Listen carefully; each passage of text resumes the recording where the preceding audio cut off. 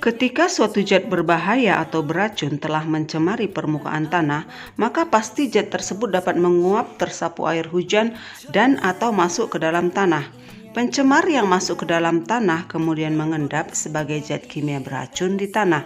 Zat beracun di tanah tersebut dapat berdampak langsung pada kehidupan manusia ketika bersentuhan atau dapat mencemari air tanah dan udara di atasnya.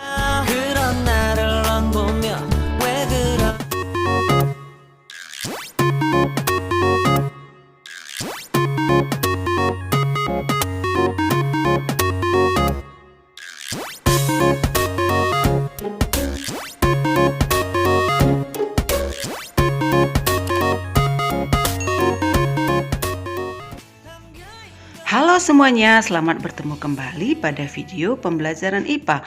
Kali ini kalian akan belajar tentang pencemaran tanah. Dan adapun yang menjadi tujuan pembelajaran adalah dapat menjelaskan pengertian pencemaran tanah, dapat menjelaskan dampak pencemaran tanah, dan dapat membuat gagasan untuk mengurangi dampak pencemaran tanah.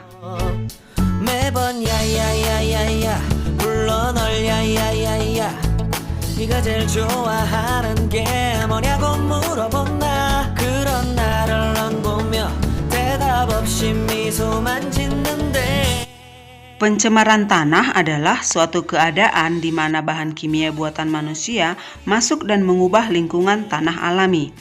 Pencemaran ini biasanya terjadi karena kebocoran limbah cair atau bahan kimia industri atau fasilitas komersial, misalnya penggunaan pestisida, masuknya air permukaan tanah tercemar ke dalam lapisan subpermukaan, kecelakaan kendaraan pengangkut minyak, zat kimia atau limbah, air limbah dari tempat penimbunan sampah, serta limbah industri yang langsung dibuang ke tanah secara tidak memenuhi syarat atau illegal dumping.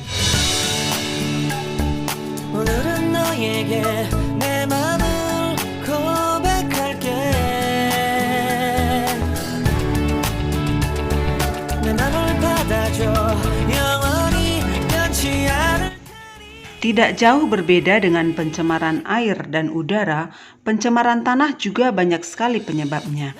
Penyebab tersebut diantaranya limbah domestik, limbah industri, dan limbah pertanian. Limbah domestik dapat berasal dari daerah seperti pemukiman penduduk, pedagang, tempat usaha, hotel, dan lain-lain, kelembagaan, kantor-kantor pemerintah dan swasta, serta tempat-tempat wisata. Limbah domestik tersebut dapat berupa limbah padat dan limbah cair. Adapun perbedaan limbah padat dan cair yaitu sebagai berikut.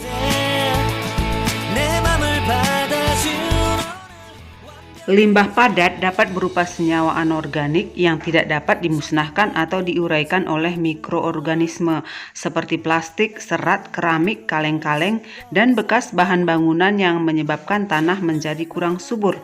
Sedangkan limbah cair dapat berupa tinja atau feses, deterjen, oli, cat. Jika meresap ke tanah, akan merusak kandungan air tanah, bahkan dapat membunuh mikroorganisme di dalam tanah. Kedua limbah tersebut, baik padat maupun cair, mempunyai dampak buruk bagi tanah, hingga akhirnya dapat mengganggu kelangsungan hidup makhluk hidup tanpa kecuali kehidupan manusia itu sendiri. Apalagi untuk limbah padat yang merupakan bahan pencemar yang akan tetap utuh hingga 300 tahun yang akan datang. Bungkus plastik yang dibuang ke lingkungan akan tetap ada dan mungkin akan ditemukan oleh anak cucu kita setelah ratusan tahun kemudian.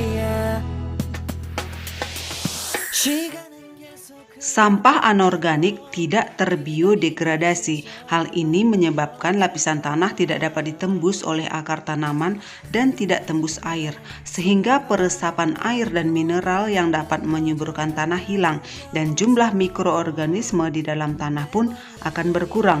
Akibatnya tanaman sulit tumbuh, bahkan akan mati karena tidak memperoleh makanan untuk tumbuh dan berkembang. Limbah industri berasal dari sisa-sisa produksi industri. Limbah industri juga dapat dibedakan menjadi dua macam, yaitu limbah padat dan limbah cair. Limbah industri berupa limbah padat yang merupakan hasil buangan industri berupa padatan, lumpur, dan bubur yang berasal dari proses pengolahan. Misalnya sisa pengolahan pabrik gula, pulp, kertas, rayon, plywood, serta pengawetan buah, ikan, daging, dan lain-lain. Sedangkan limbah industri berupa limbah cair merupakan hasil pengolahan dalam suatu proses produksi, misalnya sisa-sisa pengolahan industri pelapisan logam dan industri kimia lainnya. Tembaga, timbal, perak, krom, arsen, dan boron adalah zat-zat yang dihasilkan dari proses industri pelapisan logam seperti Hg, Zn, Pb, dan Cd dapat mencemari tanah. Merkuri, zinkum, plumbum, dan kadmium merupakan zat yang sangat beracun terhadap mikroorganisme. Jika meresap ke dalam tanah akan mengakibatkan kematian bagi mikroorganisme yang memiliki fungsi sangat penting terhadap kesuburan tanah.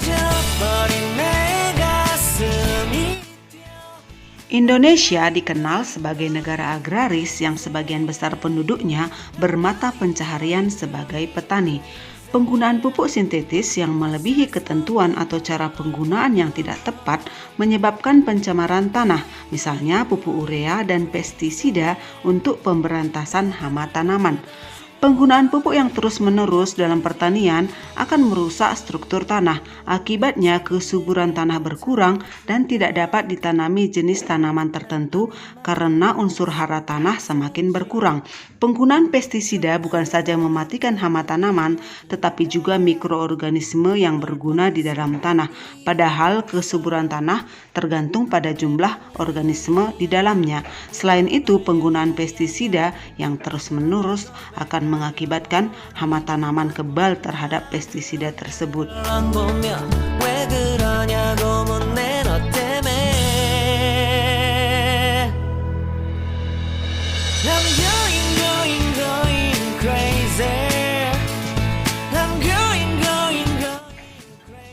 Semua pencemaran pasti akan merugikan makhluk hidup, terutama manusia. Dampak pencemaran tanah terhadap kesehatan tergantung pada tipe polutan, jalur masuk ke dalam tubuh, dan kerentanan populasi yang terkena. Contohnya kromium, berbagai macam pestisida dan herbisida merupakan bahan karsinogenik untuk semua populasi. Timbal sangat berbahaya pada anak-anak karena dapat menyebabkan kerusakan otak serta kerusakan ginjal pada seluruh populasi. Raksa dan siklodiena dapat menyebabkan kerusakan ginjal, beberapa bahkan tidak dapat diobati. PCB dan siklodiena akan mengakibatkan kerusakan pada hati ditandai seperti keracunan. Organofosfat dan karmabat dapat menyebabkan gangguan pada saraf otot. Berbagai pelarut yang mengandung klorin merangsang perubahan pada hati dan ginjal serta penurunan sistem saraf pusat. Ada beberapa macam dampak kesehatan yang tampak seperti sakit kepala, pusing, letih, iritasi mata, dan ruam kulit untuk paparan kimia. Pada dosis yang besar, pencemaran tanah dapat menyebabkan kematian. Selain kesehatan manusia yang terganggu, pencemaran tanah juga dapat memberikan dampak terhadap ekosistem. Perubahan kimiawi tanah yang radikal dapat timbul dari adanya bahan kimia beracun dan berbahaya, bahkan pada dosis yang rendah sekalipun. Perubahan ini dapat menyebabkan perubahan metabolisme dari mikroorganisme endemik dan arthropoda yang hidup di lingkungan tanah tersebut. Akibatnya, perubahan ini dapat memusnahkan beberapa spesies primer dari rantai makanan, dapat memberi akibat yang besar terhadap predator atau tingkatan lain dari rantai makanan tersebut. Bahkan, jika efek kimia pada bentuk kehidupan tersebut rendah, maka bagian bawah piramida makanan dapat menelan bahan kimia asing yang lama-kelamaan akan terkonsentrasi pada makhluk-makhluk penghuni piramida atas. Banyak dari efek-efek ini terlihat pada saat ini, seperti konsentrasi DDT pada burung, menyebabkan rapuhnya cangkang telur, meningkatnya tingkat kematian anakan, dan kemungkinan hilangnya spesies tersebut. Dampak pada pertanian, terutama perubahan metabolisme tanaman yang pada akhirnya dapat menyebabkan penurunan hasil pertanian. Hal ini dapat menyebabkan dampak lanjutan pada konservasi tanaman, di mana tanaman tidak mampu menahan lapisan tanah dari erosi. Beberapa bahan pencemar ini memiliki waktu paruh yang panjang, dan pada kasus lain, bahan-bahan kimia derivatif akan terbentuk dari bahan pencemar tanah utama. 타이밍만 보는 나 그런 나를 넌 보며 왜 그러냐고 묻네 너 때문에 I'm going Dua cara utama yang dapat dilakukan apabila tanah sudah tercemar, yaitu remediasi dan bioremediasi. I'm going Remediasi adalah kegiatan untuk membersihkan permukaan tanah yang tercemar. Ada dua jenis remediasi tanah, yaitu in situ atau on-site dan ex situ atau off-site.